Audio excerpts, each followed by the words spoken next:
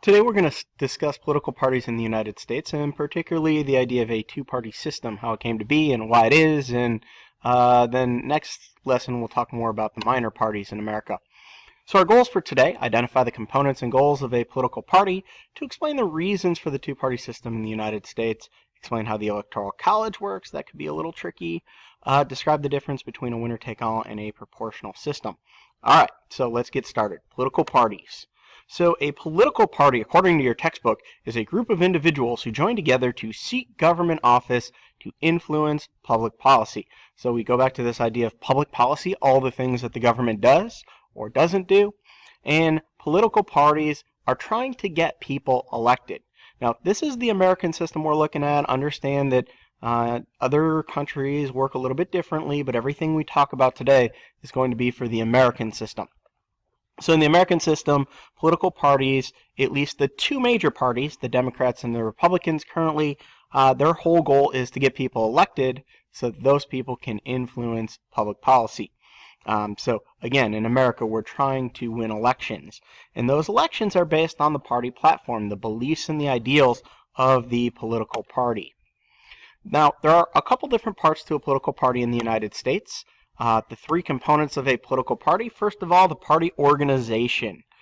These are the people who actually run the political party. They are the people who are paid by the party. They are the people who are on a more permanent payroll. They have more permanent positions within the political party.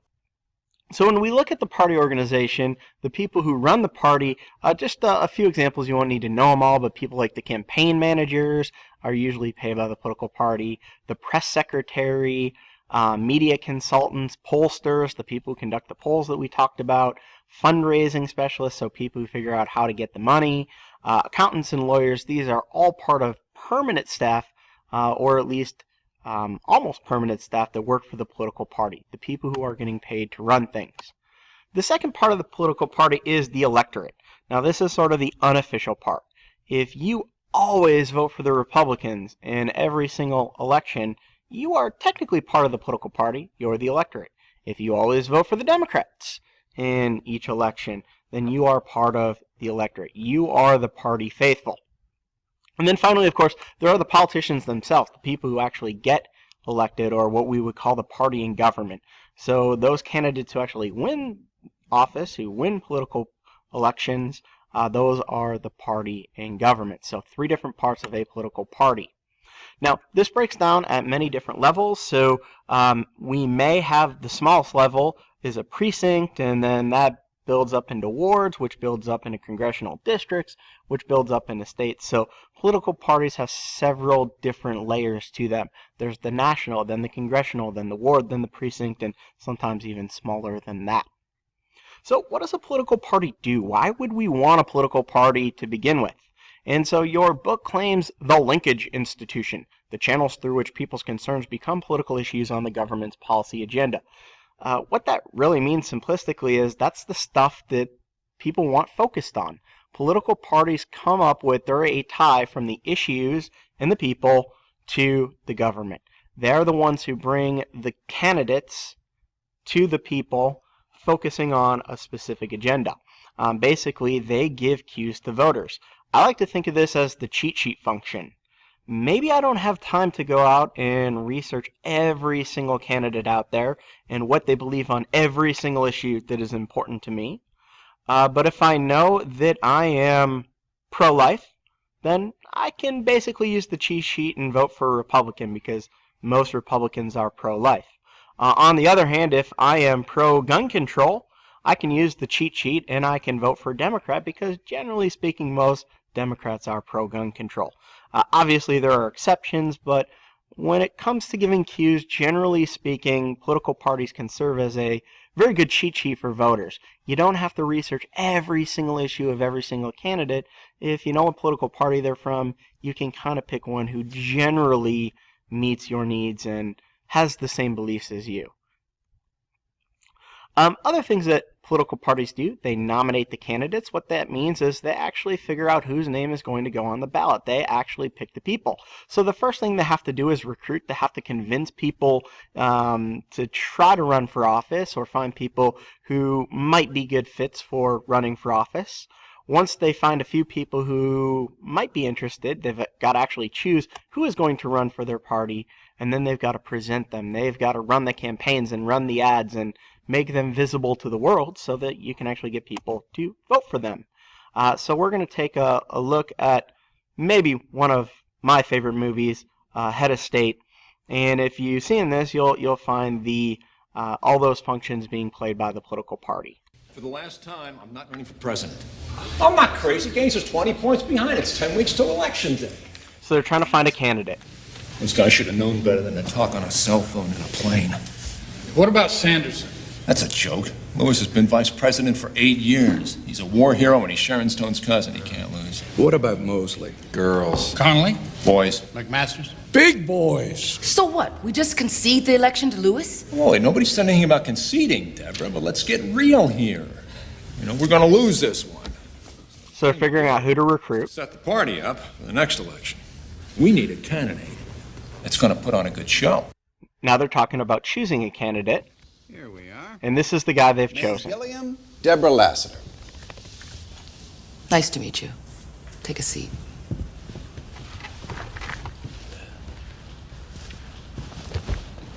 Mace, we know what happened today. We know you lost your job.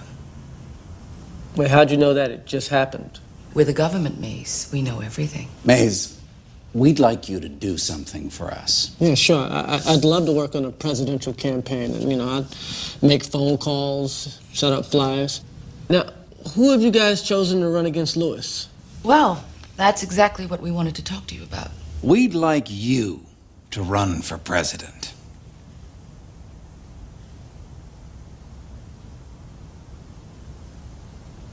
Of what? The United States.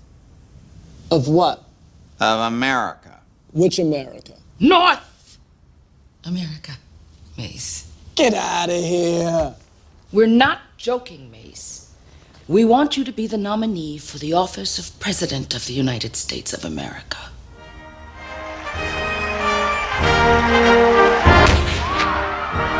Okay, let me get this straight. You guys couldn't find anybody else to run? You couldn't find nobody? Something's wrong here. You couldn't find a congressman, a senator? I mean, I'm just an alderman. Congressmen, senators, they work with other politicians. You're an alderman, Mays. You work with the people, and that's what we want, a man of the people. This is a big joke, right? That's why we want you, Mays. You care about the little people. So what's it going to be? It gives me great honor to accept the party's nomination for President of the United States of... That's his ex-girlfriend. Obviously, she's not. He is excited that he got chosen. So anyways, if we go back to the roles of political parties, another thing that they do is inform and activate supporters. So they're the ones who get the message out for what the party believes in. What are the issues that are going to be important? So for example, in the last election, the environment was a major issue. The economy was a major issue. Political parties got that message out. Political parties, of course, run the campaigns to try to get people to vote for them, and they also criticize the other candidates. They run negative ads against the other candidates to try to get you to vote for their candidate. Once they get elected, political parties are responsible for governing. That is, they set public policy, and usually when they do this, usually when they make policy, they're doing it according to partisanship. And what partisanship means is the root word party.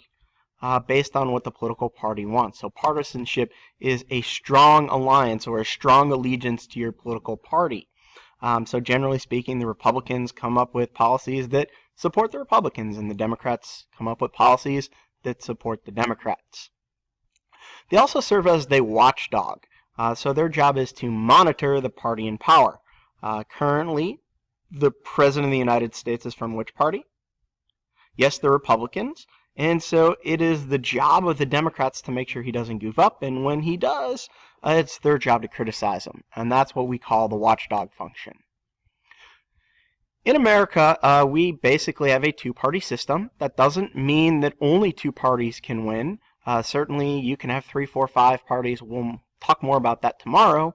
But essentially, when it comes to a two-party system, there are realistically two parties, the Democrats and the Republicans, who stand a shot at winning an election.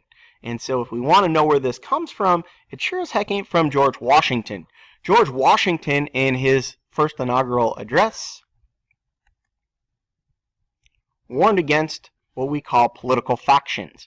A political faction is basically what today we would call a political party. George Washington said, look, if you form these parties, if you form these factions, if you have people fighting against each other, that's not going to create a lot of unity in America, and that's going to be a bad thing for our country. It's going to divide Americans.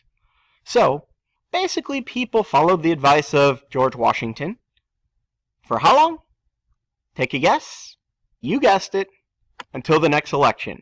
Yes, when John Adams and Thomas Jefferson, they both wanted to be president. They both wanted to succeed George Washington. They wanted to follow him. But they had different ideas about the role the government should play in the economy. And so basically, they formed the first political parties. They agreed on most issues. They were very similar in many ways, but they did have different ideas on how the government should affect the economy. And so with the second election in America, we see the evolution of a two-party system. So in the early days, we had one political party, the Federalists. We had a second, known as the Democratic Republicans.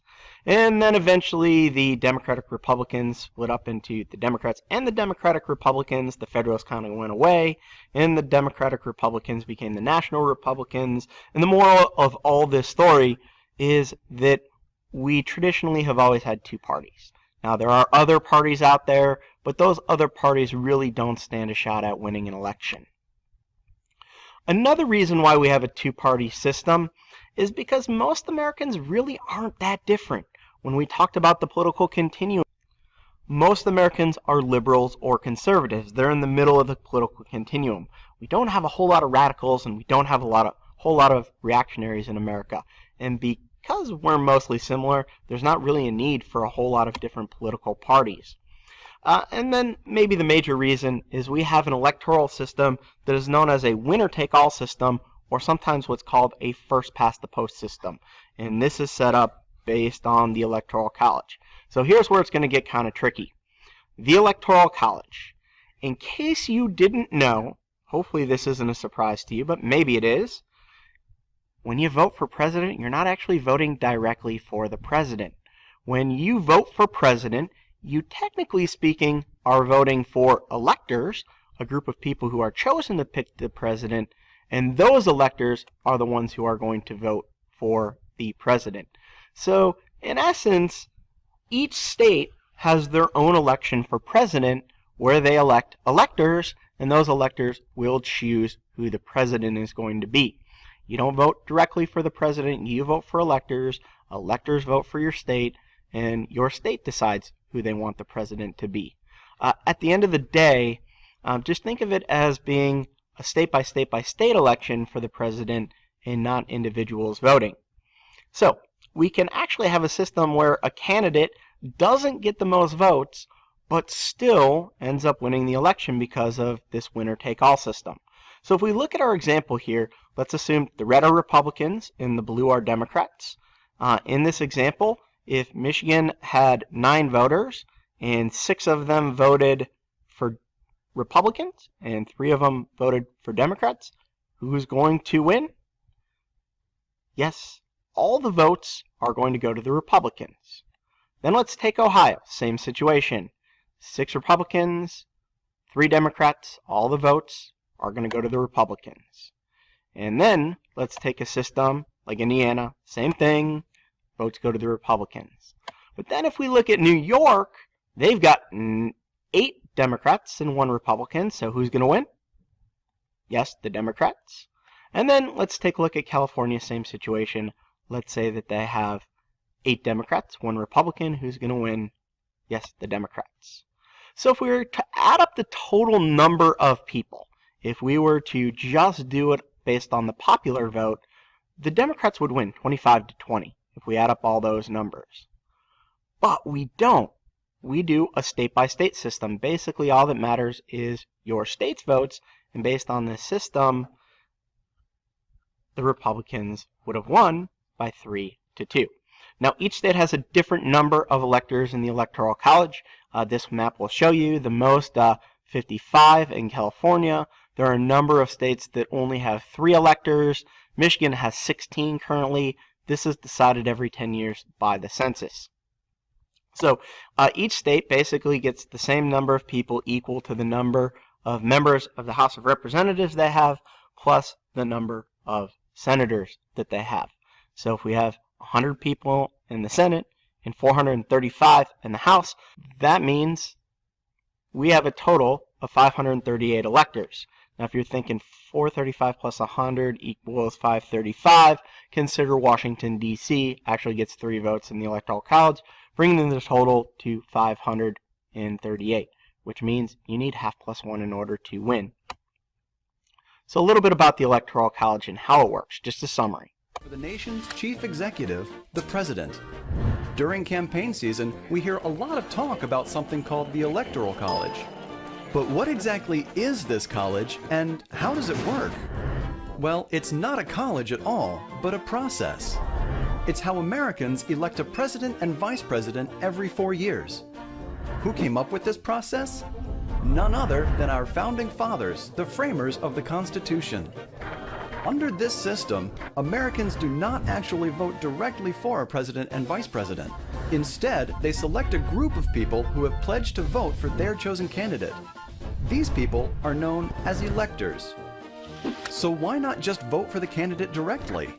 The founding fathers thought that it would be too chaotic and prone to error, and instead designed the Electoral College system. Here's how it works.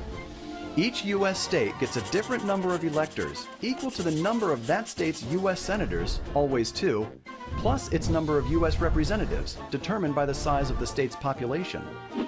Who are these electors? In most cases, political parties choose them based on party service and loyalty. The vast majority of U.S. states have a winner-take-all system. Whoever wins the most popular votes in that state gets all of the state's electoral votes. Like many compromises, the Electoral College system is not perfect. It's got one major quirk. The candidate who wins the presidency may not be the one who gets the most popular votes. This has happened several times in history. Rutherford B. Hayes in 1876, Benjamin Harrison in 1888, and George W. Bush in 2000.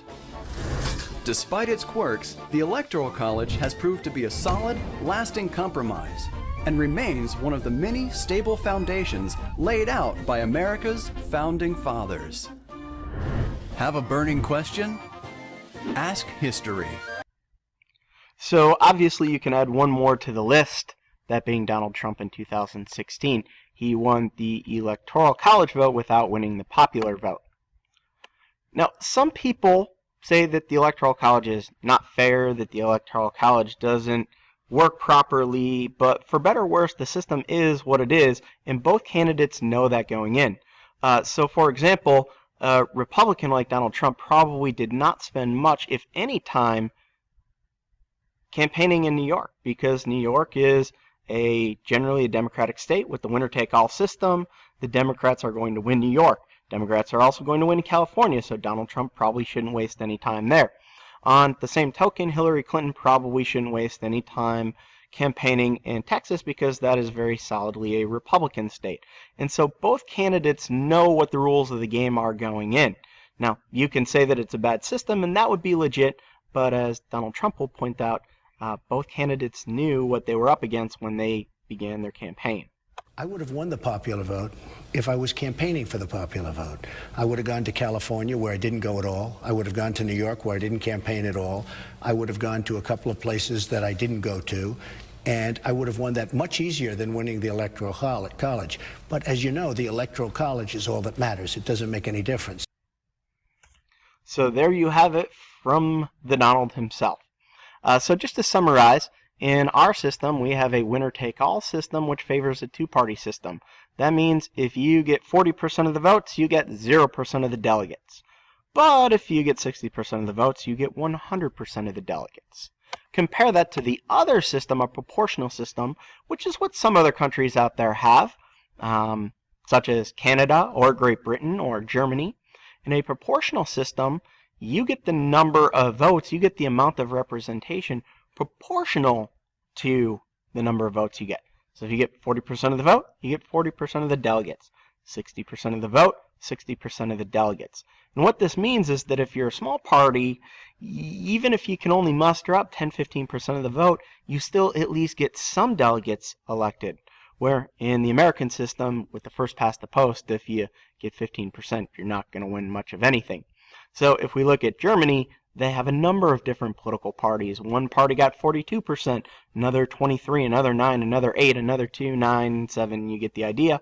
And the moral of the story is if everybody gets a little bit of participation, your party may have a shot at winning, and you have more than a two-party system.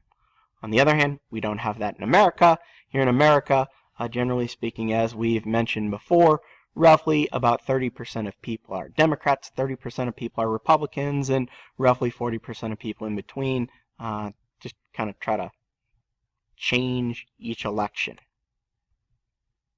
Weren't always blue and Republicans weren't always red. In what presidential election did the colors really become locked to each party? Tucker. The 1960 presidential election? That's incorrect. Amelia? I have no idea. Before the Bush-Gore election, the colors red and blue alternated between political parties. But it was in 2000, during the months-long legal battle between Bush and Gore, that the news media first assigned colors to each side. Red to the Republicans, blue to the Democrats. And ever since 2000, Bush v. Gore, the colors have stuck. What is the most conservative or red state thing about you? Sometimes. So that's a relatively new thing. I think it's interesting to note that Canada does it just the opposite of America. In Canada, the Conservatives are blue and the Liberals are red. Well, that's all we have for today. Our next lesson is going to focus on political parties and the minor parties. So basically, sometimes what you would call the third party. So if you're not a Republican, you're not a Democrat, if you fall into some of the other categories, those are minor parties, and they play a much different function in the American system. They're not actually trying to get their candidates elected. Well, they are, but they know that they stand a very little chance at getting elected. So we'll focus more on what they do next. That's all, folks.